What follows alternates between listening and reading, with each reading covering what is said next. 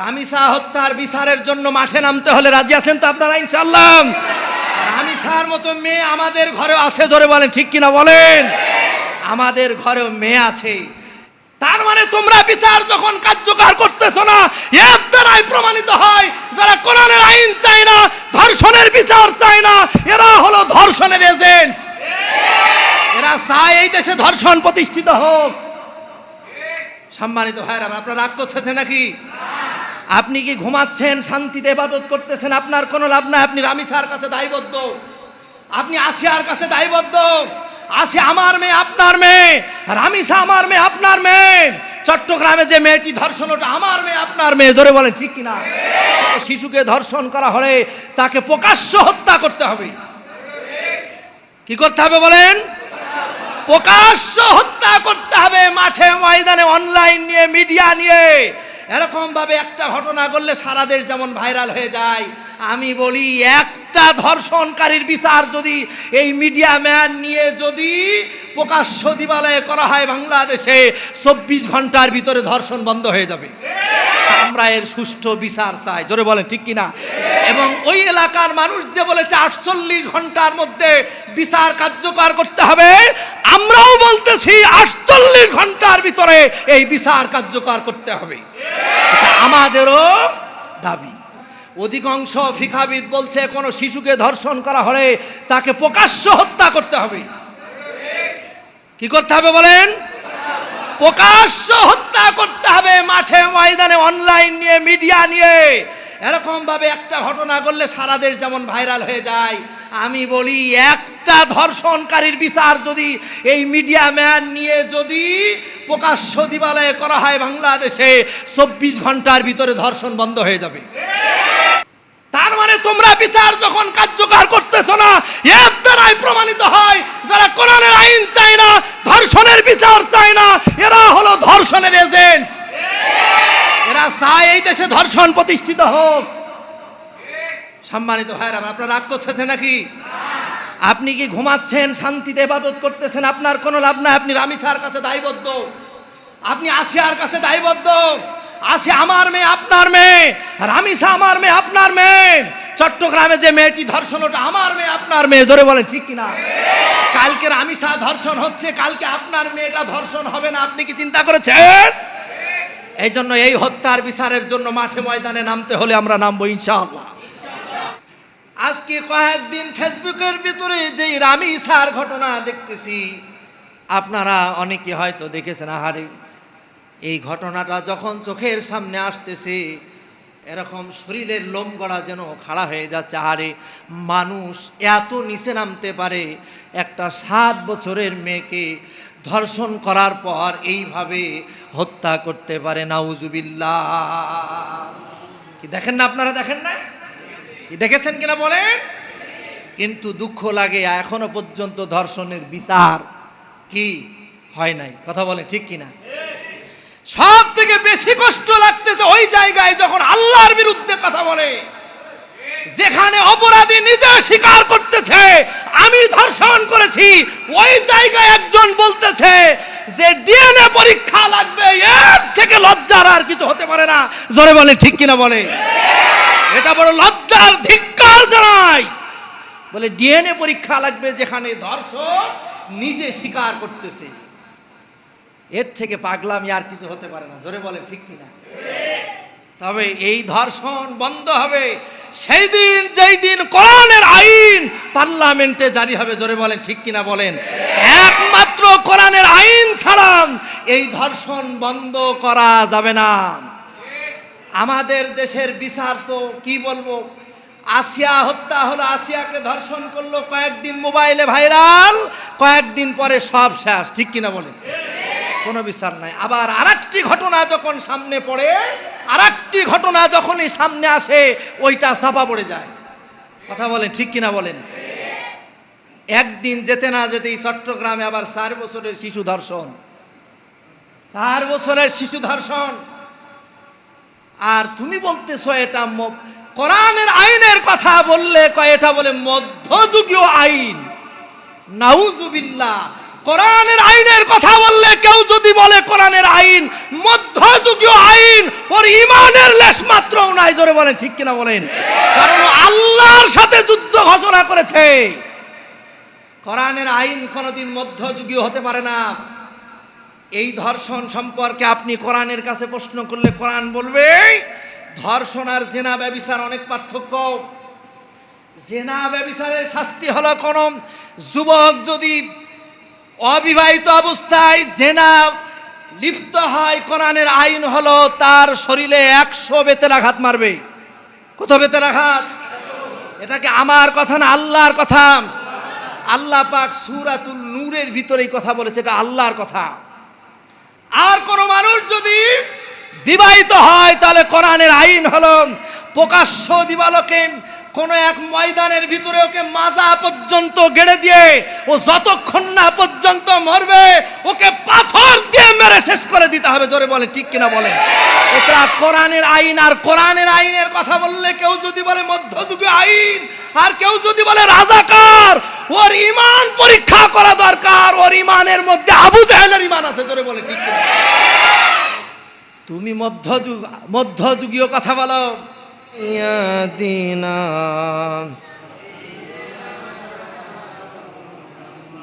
রহমতে আলম নূরে মুজাসসাম, রহমতে আলম নূরে মুজাসসাম, সাহাবীরা আতর বানাই ওই নবীজির ঘাম। রহমতে আলম নবী নূরে মুজাসসাম, সাহাবীরা আতর বানাই ওই নবীজির ঘাম। শোনো মানো জানো কেমন আমার নবীজি, যাহার পাগল চন্দ্র সূর্য তারকারাজি। শোনো মানো জানো কেমন আমার নবীজি, যাহার পাগল চন্দ্র সূর্য তারকারাজি। তোমরা আরো শুনবানি সুন্দর কাহিনী, তোমরা আরো শুনবানি সুন্দর কাহিনী। জান্নাতের ওই রুমে রুমে লেখা নবীর নাম। রহমতে আলম নূরে মুজাসসাম নবী, রহমতে আলম নূরে মুজাসসাম, সাহাবীরা আতর বানাই ওই নবীজির ঘাম। লা ইলাহা লা ইলাহা ইল্লাল্লাহ। মহান সৃষ্টিকর্তা দুনিয়ার সমস্ত ব্যস্ততা থেকে ফারেক করে আজকের এই বরকতপূর্ণ জুমার দিন শারীরিক সুস্থতা দিয়া যে আল্লাহ পাক আমাদেরকে জুমার নামাজে আসার তৌফিক দান করলেন, শুকরিয়া তান সকলেই। জবান ছেড়ে পড়ছি আলহামদুলিল্লাহ। লক্ষ কোটি দরুদ ও সালাম। সূরাতুল সফফাত থেকে আলোচনা করতেছি ইনশাআল্লাহ। আজকেও তারই ধারাবাহিকতা আলোচনা করব ইনশাআল্লাহ। সম্মানিত উপস্থিতি, সূরাতুস সফফাতের একেবারে মাঝ পজিশন আলোচনা করতেছি কোরবানি নিয়ে। আল্লাহর পয়গম্বর হযরত ইব্রাহিম আলাইহিস সালামের ত্যাগ এবং তার সন্তানের আনুগত্য সব নিয়ে কথা বলতেছিলাম। আজকেও সেই আঙ্গিকেই কথা হবে ইনশাআল্লাহ। সম্মানিত মুসল্লিয়ান ইকরাম, গত জুমায় 99 নম্বর আয়াত পর্যন্ত কথা বলেছি। আজকে 100 নম্বর আয়াত থেকে কথা বলবো ইনশাআল্লাহ। আল্লাহর পয়গম্বর হযরত ইব্রাহিম আলাইহিস সালাতু ওয়াস সালাম একেবারে বার্ধক্যে পৌঁছালেন, বয়সের একটি দ্বার প্রান্তে পৌঁছালেন। এরপরেও তার কোনো সন্তান ছিল না, কিন্তু আল্লাহ তাআলার কাছে তিনি প্রার্থনা করতেন, রব্বি হাবলি মিনাস সালিহিন। আল্লাহ পাক সেই কথাটি কোরআনুল কারীমের কোট করে রেখেছেন, হে আমার রব, তুমি আমাকে সৎ সন্তান দান করো। আল্লাহর পয়গম্বর হযরত ইব্রাহিম আলাইহিস সালাম সন্তান চেয়েছে আল্লাহর কাছে। কার কাছে? সন্তান দেওয়ার মালিককে আল্লাহ পাক। তিনি আল্লাহ তাআলার কাছে সন্তান চেয়েছে যে আল্লাহ তুমি আমাকে একটা সৎ সন্তান দান করো। সন্তান যদি সৎ না হয় তাহলে ওই বাবার জন্য বড়ই কষ্ট। কি বলেন, কষ্ট না? সম্মানিত মুসল্লান, এই জন্য সন্তান আল্লাহ তাআলার কাছে এই দোয়াটা আমাদেরও করা দরকার যে আল্লাহ তুমি আমাদেরকে একটা নেক সন্তান দাও। এই জন্য রব্বি হাবলি মিনাস সালিহিন, এটা দোয়া। এটা কি দোয়া? এই জন্য এই দোয়া আপনিও আল্লাহ তাআলার কাছে নেক সন্তান চাবেন, এই দোয়া আল্লাহ তাআলার কাছে আপনি করতে পারবেন। আল্লাহর পয়গম্বর হযরত ইব্রাহিম আলাইহিস সালাম কে আল্লাহ পাক তিনি শুধুমাত্র সন্তান তো চাইলেনই, তারপরেই বললেন ফাবাশশারনাহু ফি গোলামিন হালিম, অতঃপর তাকে এমন এক সহনশীল পুত্রের সুসংবাদ দিলেন। মানে আল্লাহ পাক পয়গম্বর হযরতে ইব্রাহিম আলাইহিস সালামকে তিনি সুসংবাদ দিলেন তার সন্তানের। তার সন্তানের নাম কি ছিল? হযরতে ইসমাইল আলাইহিস সালাম। বাবাও নবী, সন্তানও নবী। সুবহানাল্লাহ। আল্লাহ রাব্বুল আলামিন তাকে সেই সন্তানের সুসংবাদ দিলেন। মাঝখান থেকে অনেক ঘটনা আছে, ওগুলি বলতে গেলে কথা শেষ করা যায় না। এই আয়াতের আঙ্গিকেই শুধু কথা বলবো ইনশাআল্লাহ। সম্মানিত মুসল্লিয়ান ইকরাম,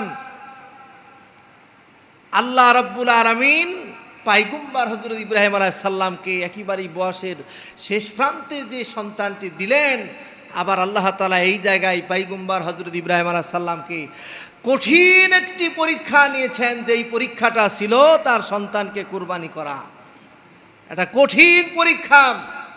কোনো বাবা তার সন্তানকে জবেহ করবে এই নির্দেশ আল্লাহ তাআলা দিলেন, এবং সেই নির্দেশ পয়গম্বর হযরত ইব্রাহিম আলাইহিস সালাম মেনে নিলেন এবং সেটা কি করলেন? বাস্তবায়িত করার জন্য পুরা প্রস্তুতি গ্রহণ করলেন। এই আয়াতের ভিতরে সন্তান আর বাবার যে আনুগত্য, এই জন্য সূরাতুস সাফফাতের মূল বিষয়বস্তু হলো আনুগত্যের শিক্ষা। কিসের শিক্ষা? আনুগত্যের শিক্ষা। সম্মানিত মুসল্লিয়ান ইকরাম, একটু খেয়াল করুন, আল্লাহ রাব্বুল আলামিন কোরআনুল কারীমের ভিতরে আল্লাহ তাআলা বললেন ফালাম্মা বালাগা মাহুস সা'য়া ক্বালা ইয়া বুনাইয়া ইন্নী আরা ফিল মানাম।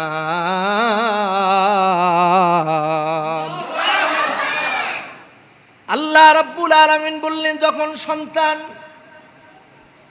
আরাফিল মানাম, যখন কাজ করার বয়সে উপনীত হলো, মুফাসসিরিন ইকরাম বলছেন 13 বছর কি 12 বছরে যখন উপনীত হলো, কাজ করার মতো যখন বয়স হলো, এই সময়ে এরকমভাবে পয়গম্বর হযরত ইব্রাহিম আলাইহিস সালাম তার সন্তানকে বলছে আন্নি আজবাহুকা ফানজুর মাজা তারা।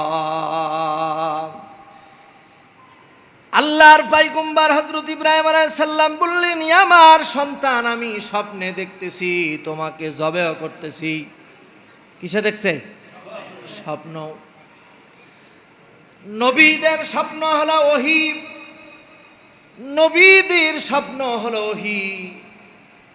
আল্লাহর পয়গম্বর হযরত ইব্রাহিম আলাইহিস সালাম তার সন্তানকে বলছে, খুব ভালো করে বোঝেন, আল্লাহ রাব্বুল আলামিন এই জায়গায় স্বপ্নের ভিতরেই কথাটি না বলে জিবরাইলের মাধ্যমে আল্লাহ রাব্বুল আলামিন পয়গম্বর হযরতে ইব্রাহিম আলাইহিস সালামকে সরাসরি জিবরাইলের মাধ্যমে নাজিল করতে পারতেন। আল্লাহ রাব্বুল আলামিন আনুগত্য সন্তান আল্লাহ পাক যে দান করলেন পয়গম্বর হযরত ইব্রাহিম আলাইহিস সালামকে, সন্তান সম্পর্কে আল্লাহ রাব্বুল আলামিন ইব্রাহিম আলাইহিস সালামকে বোঝাচ্ছে, পয়গম্বর শোনো, আমি আল্লাহ পাক তোমাকে যেন তেন কোনো সন্তান দিই নাই, এমন সন্তান তোমাকে দিয়েছি। আল্লাহর পয়গম্বর যে বললেন আমি স্বপ্নে দেখেছি তোমাকে জবেহ করতেছি, স্বপ্নে দেখতেছি তোমাকে জবেহ করতেছি। আল্লাহর পয়গম্বর এই কথা বলার পর সন্তান কোনো কথা বলে নাই।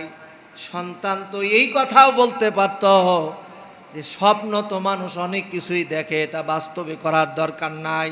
কি বলেন, বলে কি বলে না? কারণ স্বপ্ন সত্যি না, সন্তান এই কথা বলতে পারতো, আব্বা কি তুমি স্বপ্নে দেখলে আর আমারে তুমি জবেহ করবে? কিন্তু সন্তান আল্লাহ পাক এমন সন্তান দিয়েছেন যে বাবা বলছে যে আমি স্বপ্নে দেখতেছি তোমাকে জবেহ করতেছি, আর সন্তান বলছে ক্বালা ইয়া আবাতি ফাল মা তুমারু, সন্তান বলছে আমার বাবা, আমার আব্বাজি, সাতাজিদুনি ইনশাআল্লাহ।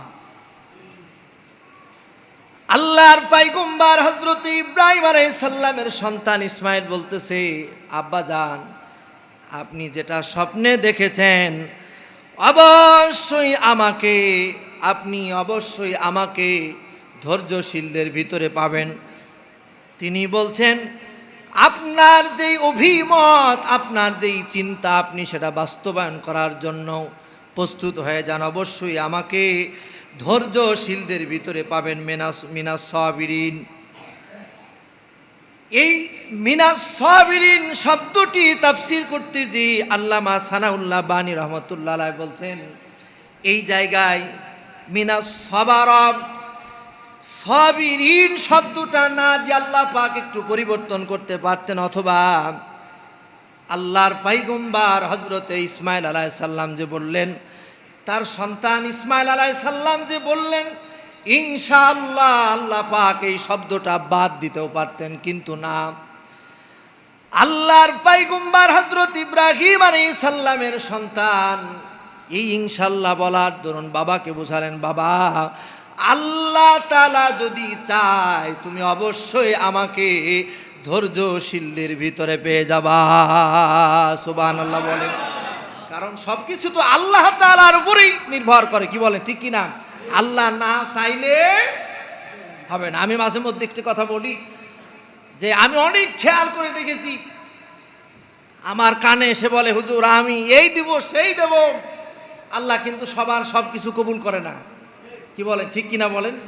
কবুল করে না। একজন বলল মসজিদের 2 তলা যখন হবে আমি 2000 ইট দেব, কিন্তু আল্লাহ কবুল করে নাই।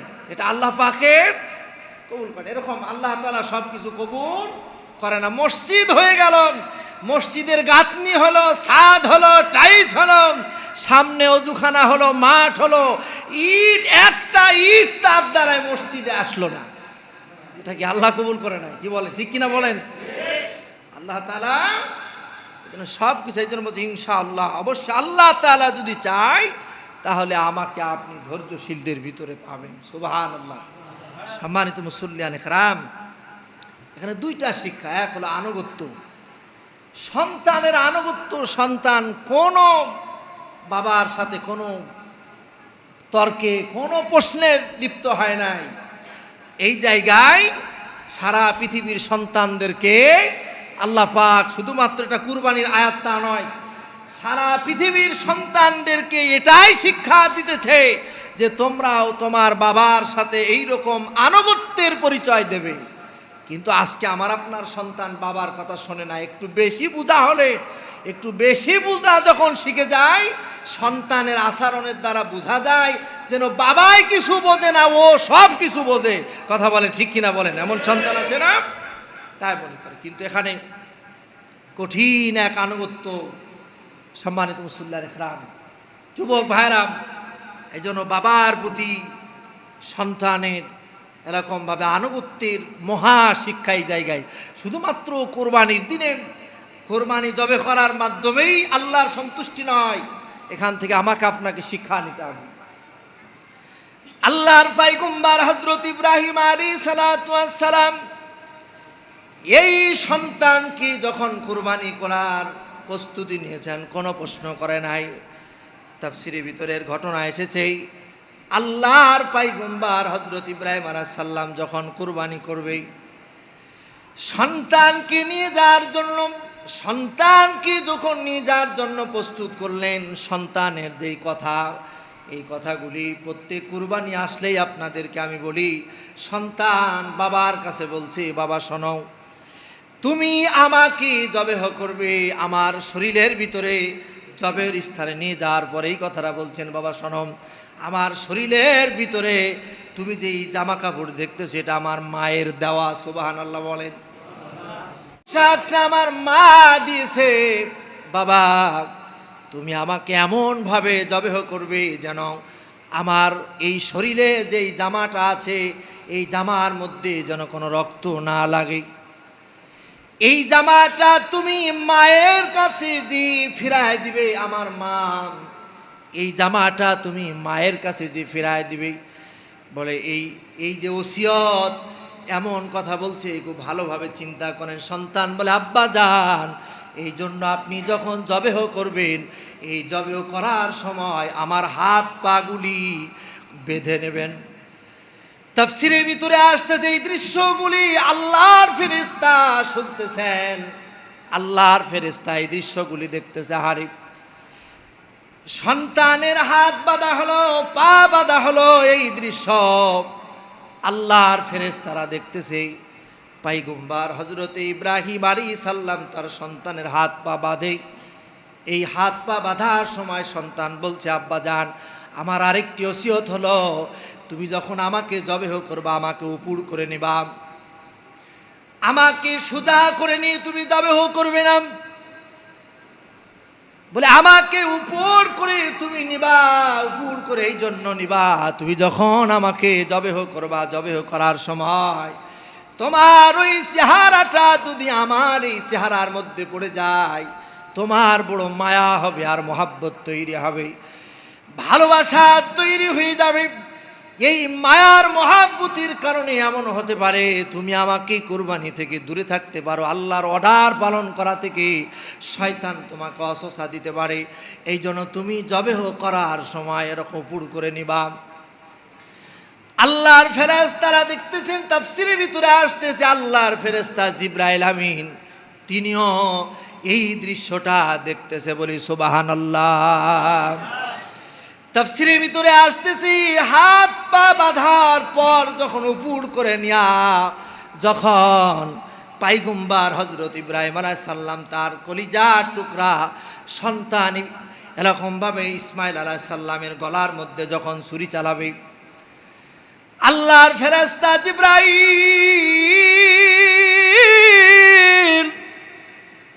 এই দৃশ্যটা দেখি যেন আকাশ বাতাস যেন ভারী হয়ে গেছে। আপনারা একটা জিনিস খেয়াল করবেন, আপনার অনুভব করতেছেন কিনা জানি না, আজকে কয়েকদিন ফেসবুকের ভিতরে যে রামিসার ঘটনা দেখতেছি, আপনারা অনেকে হয়তো দেখেছেন। আহারে এই ঘটনাটা যখন চোখের সামনে আসতেছে এরকম শরীরের লোম গড়া যেন খাড়া হয়ে যাচ্ছে। আরে মানুষ এত নিচে নামতে পারে, একটা 7 বছরের মেয়েকে ধর্ষণ করার পর এইভাবে হত্যা করতে পারে, নাউজুবিল্লাহ। কি দেখেন না আপনারা, দেখেন না? কি দেখেছেন কিনা বলেন? কিন্তু দুঃখ লাগে এখনো পর্যন্ত ধর্ষণের বিচার কি হয় নাই, কথা বলেন ঠিক কিনা? সব থেকে বেশি কষ্ট লাগতেছে ওই জায়গায় যখন আল্লাহর বিরুদ্ধে কথা বলে, যেখানে অপরাধী নিজে স্বীকার করতেছে আমি ধর্ষণ করেছি, ওই জায়গায় একজন বলতেছে যে ডিএনএ পরীক্ষা লাগবে, এর থেকে লজ্জার আর কিছু হতে পারে না। জোরে বলেন ঠিক কিনা বলে? এটা বড় লজ্জার, ধিক্কার জানাই। বলে ডিএনএ পরীক্ষা লাগবে, যেখানে ধর্ষক নিজে স্বীকার করতেছে, এর থেকে পাগলামি আর কিছু হতে পারে না। জোরে বলেন ঠিক কিনা? তবে এই ধর্ষণ বন্ধ হবে সেই দিন, যেই দিন কোরআনের আইন পার্লামেন্টে জারি হবে। জোরে বলেন ঠিক কিনা বলেন? একমাত্র কোরআনের আইন ছাড়া এই ধর্ষণ বন্ধ করা যাবে না। আমাদের দেশের বিচার তো কি বলবো, আসিয়া হত্যা হলো, আসিয়াকে ধর্ষণ করলো, কয়েকদিন মোবাইলে ভাইরাল, কয়েকদিন পরে সব শেষ, ঠিক কিনা বলেন? কোনো বিচার নাই। আবার আরেকটি ঘটনা যখন সামনে পড়ে, আর একটি ঘটনা যখনই সামনে আসে ওইটা চাপা পড়ে যায়। কথা বলেন ঠিক কিনা বলেন? একদিন যেতে না যেতেই চট্টগ্রামে আবার 4 বছরের শিশু ধর্ষণ, 4 বছরের শিশু ধর্ষণ। আর তুমি বলতেছো এটা কোরআনের আইনের কথা বললে কয় এটা বলে মধ্যযুগীয় আইন। নাউজুবিল্লাহ। কোরআনের আইনের কথা বললে কেউ যদি বলে কোরআনের আইন মধ্যযুগীয় আইন, ওর ঈমানের লেশ মাত্রও নাই। জোরে বলেন ঠিক কিনা বলেন? কারণ আল্লাহর সাথে যুদ্ধ ঘোষণা করেছে। কোরআনের আইন কোনোদিন মধ্যযুগীয় হতে পারে না। এই ধর্ষণ সম্পর্কে আপনি কোরআনের কাছে প্রশ্ন করলে কোরআন বলবে ধর্ষণ আর জেনা ব্যভিচার অনেক পার্থক্য। জেনা ব্যভিচারের শাস্তি হলো কোন যুবক যদি অবিবাহিত অবস্থায় জেনা লিপ্ত হয়, কোরআনের আইন হলো তার শরীরে 100 বেতের আঘাত মারবে। কত বেতের আঘাত? এটাকে আমার কথা না, আল্লাহর কথা। আল্লাহ পাক সূরাতুল নূরের ভিতরেই কথা বলেছে, এটা আল্লাহর কথা। আর কোন মানুষ যদি বিবাহিত হয় তাহলে কোরআনের আইন হলো প্রকাশ্য দিবালোকে কোন এক ময়দানের ভিতরে ওকে মাজা পর্যন্ত গেড়ে দিয়ে ও যতক্ষণ না পর্যন্ত মরবে ওকে পাথর দিয়ে মেরে শেষ করে দিতে হবে। জোরে বলে ঠিক কিনা বলেন? এটা কোরআনের আইন। আর কোরআনের আইনের কথা বললে কেউ যদি বলে মধ্যযুগীয় আইন, আর কেউ যদি বলে রাজাকার, ওর ঈমান পরীক্ষা করা দরকার। ওর ঈমানের মধ্যে আবু জাহেলের ঈমান আছে। জোরে বলে ঠিক কিনা? তুমি মধ্যযুগীয় কথা বলো।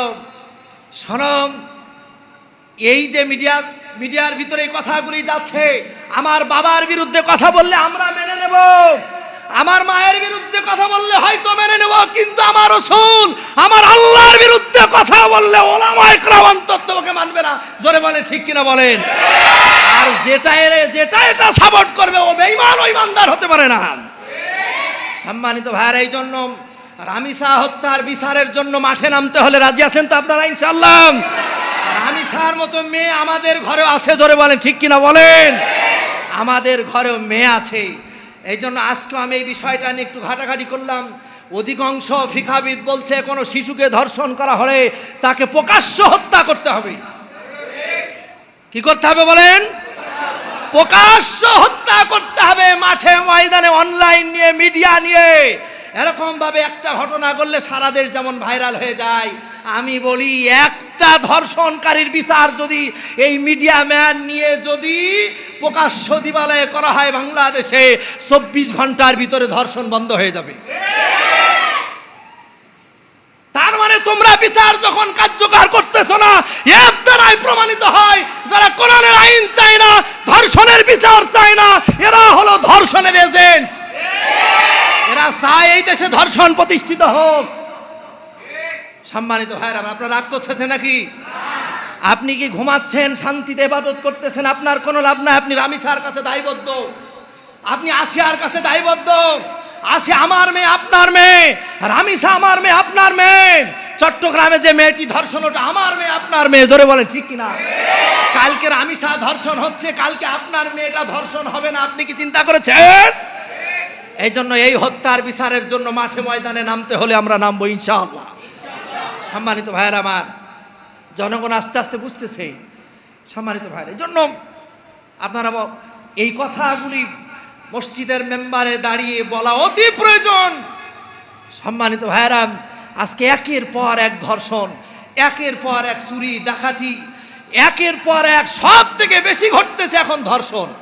কি বলেন ঠিক কিনা বলেন? একটা 4 বছরের শিশু, আরে কি কাকুতি মিনতি। হ্যাঁ, এই রামিসাই বাচ্চাটি বিড়াল নিয়ে খেলা করতেছিল, একটা বিড়াল নিয়ে খেলা করতেছিল সিঁড়ি ঘরের সামনে, আর তাকে হাত চেপে ধরে ঘরের মধ্যে নিয়ে যেয়ে তাকে ধর্ষণ করার পরে নির্মমভাবে হত্যা করেছে। ওই সময় এই মেয়েটার কত আকুতি মিনতি, আমাকে বাঁচাও, আমাকে মেরে ফেলো না, তার কত আকুতি মিনতি। আপনার মেয়েটা জায়গায় আপনি চিন্তা করেন তো, একটা আমার মেয়ে, আপনার মেয়ে, সামান্য একটু জ্বর আসলে সারা রাত ঘুম আসে না মেয়েটাকে নিয়ে। ওই বাবা আর ওই মায়ের কি অবস্থা। এই জন্য ওই জায়গায় আমাকে আপনাকে দাঁড় করাতে হবে। সম্মানিত ভাইরা, এই জন্য আমরা এর সুষ্ঠু বিচার চাই। জোরে বলেন ঠিক কিনা?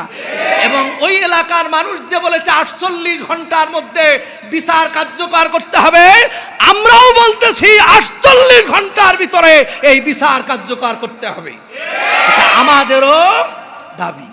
সম্মানিত ভাইয়েরা আমার, সময় প্রায় শেষের দিকে, মাঝখান থেকে এই কথাগুলি আছে, অত্যন্ত দুঃখ আর ভারাক্রান্ত। ফেসবুকে ঢুকলে কেন জানি মনটা এত মনে হচ্ছে এত অপরাধী আমরা, কোন মনে হচ্ছে জাহিলিয়াতকে যেন হার মানিয়ে দিতেছে। আহা, কি সুন্দর চেহারা, ফুটফুটে চেহারা এই মেয়েটা। আমার আপনার মেয়ে স্কুলে যায়, এই জন্য নিরাপত্তার জন্য কঠোর আইন প্রয়োজন আছে। সম্মানিত ভাইয়ের আমার, তো আল্লাহর পয়গম্বর হযরত ইব্রাহিম আলাইহিস সালামের যে কথা বলতেছিলাম, আল্লাহর ফেরেশতা জিবরাইল আমিন যখন ছুরি চালানো শুরু করলো, আল্লাহর ফেরেশতা জিবরাইল তার অনুভূতি কি তাফসীরের ভিতরে আসতেছে, আল্লাহর ফেরেশতা জিবরাইল যখন ছুরি ইসমাইল আলাইহিস সালামের গলার মধ্যে যখন ছুরি চালাইছে, আল্লাহর ফেরেশতা জিবরাইল আসমান থেকে চিৎকার করতেছে। কি করতেছে? চিৎকার করতেছে। চিৎকারের আওয়াজ কি? আল্লাহু আকবার, আল্লাহু আকবার। এই ছিল চিৎকার, দুইটা শব্দ। কি? আল্লাহু আকবার, আল্লাহু আকবার, আল্লাহু আকবার, আল্লাহু আকবার। এই চিৎকার জিবরাইল আমিন, এই চিৎকার আমরা এখনো দিই। কি বলেন? এই তাকবীর আমরা বলি না, আল্লাহু আকবার, আল্লাহু আকবার। এই যে আল্লাহু আকবার, আল্লাহু আকবার, এই ধ্বনি আল্লাহর ফেরেশতা জিবরাইল আসমান থেকে দিলেন। আল্লাহ রাব্বুল আলামিন জান্নাত থেকে ওই দুম্বাটা নিয়ে এসে দিলেন, যেই দুম্বাটা হযরতে হাবিল আলাইহিস সালাম যে কুরবানি করেছিল, আল্লাহ পাক কবুল করেছিল, জান্নাতের ভিতরে রেখে দিয়েছিল ওই দুম্বাটা। এবার ওটি কুরবানি হয়ে গেল দুম্বাটা, আর পয়গম্বর হযরতে ইসমাইল আলাইহিস সালাম বেঁচে গেল। আল্লাহর পয়গম্বর হযরতে ইসমাইল আলাইহিস সালাম যখন কুরবানি হলো না, তিনি আল্লাহর শুকরিয়া স্বরূপ বললেন, লা ইলাহা ইল্লাল্লাহু, আল্লাহু আকবার, আল্লাহু আকবার, আল্লাহু আকবার বলেন। এই সেই তাকবীর। তিনি বললেন লা ইলাহা ইল্লাল্লাহু, আল্লাহু আকবার, আল্লাহু আকবার। তিনি এই কথা বললেন। এই সংবাদ, এই কথা ইব্রাহিম আলাইহিস সালামের কানে গেল। ইব্রাহিম আলাইহিস সালামের কি, যখন এই কথাটি শুনলেন, তখন ইব্রাহিম আলাইহিস সালাম বললেন ওয়ালিল্লাহিল হাম, সুবহানাল্লাহ বলেন। তিনি যখন দেখলেন যে দুম্বা কুরবানি হয়ে গেছে, তিনি বললেন ওয়ালিল্লাহিল হাম। তিনি আল্লাহর প্রশংসা আদায় করলেন, তিনি আল্লাহর প্রশংসা করলেন।